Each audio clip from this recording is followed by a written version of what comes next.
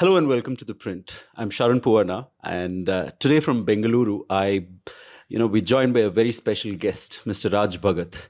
He's a geoanalyst with WRI India, but you may know him more, better through his Twitter handle, from where he disseminates information, especially about maps, urban flooding, the causes of urban flooding.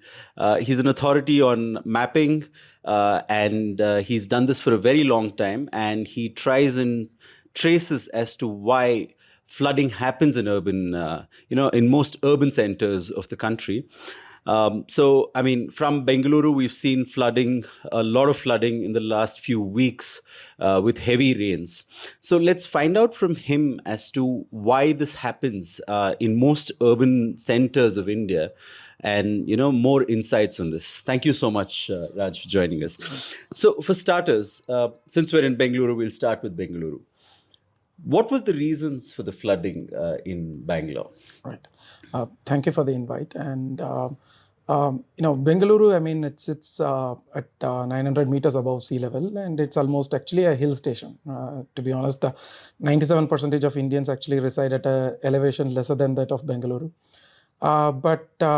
What is happening in Bengaluru is purely because of the rampant urbanization that has happened. And in layman terms, if you want to put it, it's there is a path for water to drain, and unfortunately we have urbanized all those, and we have just blocked the path of water.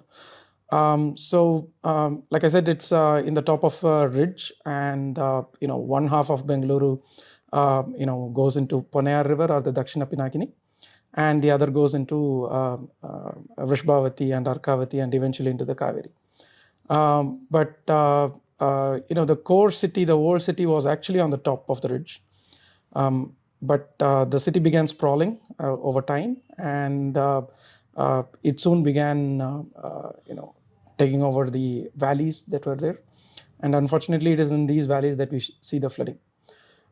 So if we want to take a careful look into how it has happened, we should take a look at our history. We usually start with Kempegowda and the time around it. Around that time, actually, Bengaluru, the valleys still existed. And these valleys were actually, carrying the water during the rainy days. They were very seasonal. And at the time of a rainy day, the valleys would have a lot of water. And after that, it will be bone dry. The native population, what they tried to do, initially it was an agricultural stage. They began constructing small dams, bunds across these valleys, and they created the lakes to irrigate the land below, so that there is a consistent water availability. So that's why when we see it right now, we can see it like a cascading set of lakes, but actually it's all built along the valleys. Valleys. Okay. So, once they did it, they settled actually in the nearby region. They didn't settle in the valley. So their agricultural land was in the valley, and the lake was in the valley, but the housing was actually above it. And this was, when the population was very small and everything. And once, the British era began, and Bengaluru began seeing the growth that we see right now. It started back then, and the capital was shifted here, and eventually this began growing into. So initially it was in the top of the ridge, and this growth began spiraling towards the valleys, right? Like, so it's when you say top of the ridge, is there a visualization of where this top of the ridge is? Yeah. Yes. Basically, if we want to look at it, roughly there's a north-south line. You can see it closer to, Jayanagara. If you draw a line between Jayanagara and IASC and extend the line, you will get that top of the ridge line. Okay. So this is the top. The old town and everything was close to this. The fort, if you look at this north-south. The Baswantgudi towards Malleshwaram, the old city, sort of. More of the pit and everything around that. It's the top. And the water actually drains in either side. So the west of it will go into the Vrishbhavati and eventually Arkavati and Kaveri. East of it flows into what we now call as the Koramangala Chalagata Valley, and it eventually drains into the Dakshina Pinakini, or Ponnayar as it is called in TN. Eventually it goes to Hosur and Krishnagiri and afterwards. So it is, so all these are like, just like the fingers in our hand, the drains actually move like just like this. And we have built lakes along these ridges. So, if I build a bund over here, the water accumulates over here, and this area will be used for agriculture. And it is these gaps which are not the water pathways. That's where the built-up was. That's where the houses were. And it was like that for some years. But unfortunately, market forces began starting in. And we began constructing in these pathways. And even now, when we take a look at the areas that are flooding, RMZ Ecospace, Rainbow Drive, Manyata Tech Park, Kendriya Vihar, everything is actually on these valleys. So if we draw the map of these valleys, it's good enough, we'll know the places which frequently flood. Other than that, also there are isolated incidents of flooding. Usually these are stagnation caused by some poor construction of road or some other mishap, a smaller local level mishap. But the larger level flooding cases like this are usually these blockages of the valley.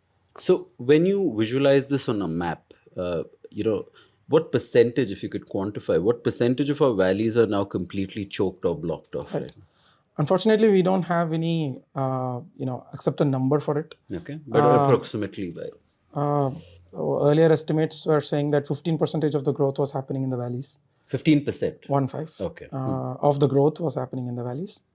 It might sound in a lower number, but actually in more, not all of Bangalore floods, right? Like, so only a certain sections flood, and it is only these sections. These are rough estimates.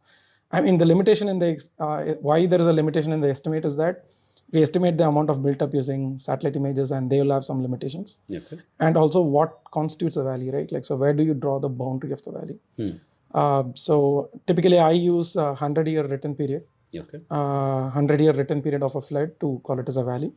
It can be slightly an overestimate, or it can be a slightly an underestimate. The government doesn't legally define the edges of the valleys.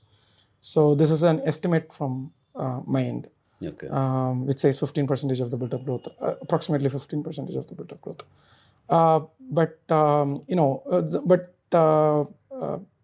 Numbers-wise, it's a different story. But these areas that are facing it, every year they will face it for sure.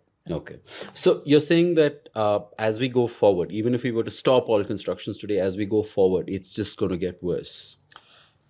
So the current areas, I don't see any action plan right now to overcome the ones that have been already constructed. Unfortunately, we are constructing more. So the Vartur, below the Vartur Lake, I see construction happening even now. That's the tech corridor. Along the tech corridor, I think there's one tech park, tech forest or something like that was the name. Ecospace. No, it's further than that. It's Vartur, below Vartur Lake. So that's happening over there. And actually Belandur Lake also has a construction activity. But below the Belandur Lake, what was the command area of the Belandur Lake? So subsequent construction has been happening along the valleys. Even now we are not restricting it. So considering that, the problem is that valley is a lower level, and the sides are actually at a higher level, right? Like, so, but what we do in the construction process is that we start to fill it up. So thereby we affect the topography of how water moves, and the water starts to block, and that's how it starts. So the construction process has started, and more areas would be on the radar. So I see most of this happening in the eastern and the northeastern and the southeastern, that arc, the tech arc, you can say. Along that, you can find, very close to the outer ring road. So, outer ring road, and if the peripheral ring road comes up, you can notice a lot of that over there as well. These are the areas these are the pockets where I see increase in flooding. In other places, unless there is any solution, it will, the situations would continue to be So when you say an increase in flooding, as to what's your reference point? Once the water becomes excess, it starts to run, and, it's a surface runoff. The surface runoff is where it goes into the valley. Now, in case of light rains and moderate rains, actually the penetration into the ground, right, like the infiltration into the ground, that would be quite a lot. But actually, in days of heavy rain, the infiltration actually will be very less because the quantity is a little bit huge for the soil to take. But however, it does help a little bit.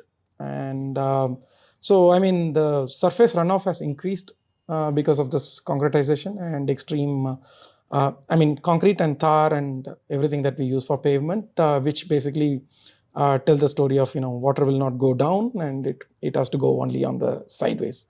So that would increase the amount. It would not be a huge amount, but it is aggravating the problems. So yeah, if we want to reduce it to a little bit, this is one of the solutions that to make it go into the ground. It helps a little bit, but it is not the only solution that is required, but it can help as well. Yeah. In other urban centers, now we've had similar flooding in Chennai as well, and people parking on the Velachery flyover and other places because of the frequent flooding. Is this a common trend across all urban centers in India, where the administration has not been mindful enough to take, or rather follow these scientific processes in building? Right. Actually, this entire process is actually not limited to Bengaluru or Chennai. Even it's actually widespread across India. It is the same kind of limitations that we have across the country. If I have to put it, I'll put it usually in 4 different levels. One is the tech level, that is the understanding of our geography and the reasons, like I was mentioning, construction in the valleys or construction along wetlands and stuff like that, right? Like, so that is the technical reasons behind flooding. And second is the planning reasons, that is we haven't incorporated these zonations into our planning process. So that is number 2. That is the level 2. And the level 3 is actually with level 3 and level 4, if I have to combine, they talk about the governance and the financing structures. So the way we have been doing it in our country is that it is top-down approach, right? Like, so our finances, for example, most of our income-based finances are going to the union government and followed by the state government, and very little actually goes into the urban local body. But on the other hand, the civic functions that we expect, the costly civic functions that we expect, are actually, are supposed to be the duties of the urban local bodies. And these urban local bodies have a problem with finance as well as problem with governance. When I say problem with finance and problem with governance, they don't have a good share of the tax. The only thing that they have access to is the property tax. And the property tax is nowhere related to the income generated in the city. It might, in 1 or 2 places, it might be great, but property tax will not be able to, it cannot match the amount of expenses that the cities have. Okay. So the cities would be increasingly dependent on the state and the union, but they always come with some kind of a condition. And these conditions, or these, there is a difference between the priorities for the urban local body versus the priorities set by the state and the union. And because of that, there is a huge mismatch on how the funds come and how the funds are spent. And, that is one of the bigger problems, along with the governance structure itself, right? Like, so the governance structure, in the sense, we have created these massive municipal corporations. Whenever these cities expand, we have been expanding their boundaries as well. And there is a huge disconnect between the population and the municipal corporation itself. Like I said, we quickly expand the boundaries without, the peripheries might not have any services for them. And our agencies might not have huge amount of funding to spend on them. And suddenly all of them will be added into the corporation. Okay. And how much can you expand, right? Like, so, providing Kaveri water to them, or this stormwater drains, a good street lighting system, roads and everything, it costs quite a bit. So this transition process is not there for us, right? Like, so if it is there are places which have already urbanized within the corporation, and outside the corporation that has already been urbanized.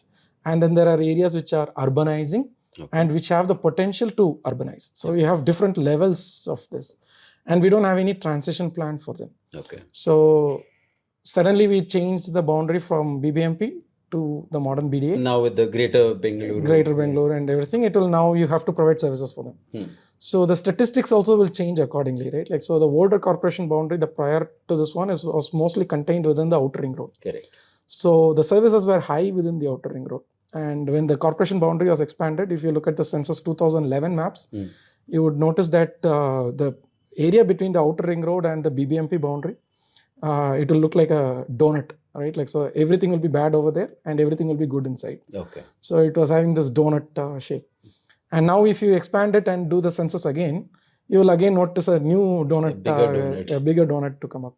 So there's this problem of this transition was not there. That should have been addressed by this Greater Bangalore bill. How to transition into this municipal corporation at the end. If municipal corporation is your and do we have to create this one massive entity, one massive BBMP? Like I said, I mean, 100 councillors, 200 councillors, or 1,000 councillors. How do you connect with the people? Okay. So these kind of questions, when it is not answered, it will be very difficult. But stormwater drains, it should have been like, the ward engineers should be ready as well as the ward councillors pushing for it, and those kind of, there should be a democratic setup at the bottom which fights for their rights. And I don't see that happening in Bengaluru except in social media, which is a very generic thing. There are few activism that's happening, but those are contained to certain pockets where it is an influential thing. But still, it is the way it is politicized in an urban local body in like mine is very different from the way it is politicized in BBMP area. I mean, the citizens, how they come up with it and everything. There's a huge difference in how you take that politics of, when I say politics in the sense like, I argue for the welfare of my ward, and what does my councillor or what does my engineer do, and the actions around it and everything. That entire structure is a little bit different in these places because of this massive ward thing and massive thing that we have created. So, I mean, we have to certainly look at the governance structure. Without that, we will not be able to address this issue. Otherwise, if the government wants to do, I mean, we need to have a very good stormwater master plan, a proposed master plan, and you should start constructing towards it. And it will take a lot of time to construct it. You shouldn't be worried about why it is taking 5 years or 10 years, etc. I mean, it's a huge infrastructure spending. Of course, it will take a lot of time. But we concentrate, the way it has been politicized by citizens and everyone is that it's happening this year, next year it should stop.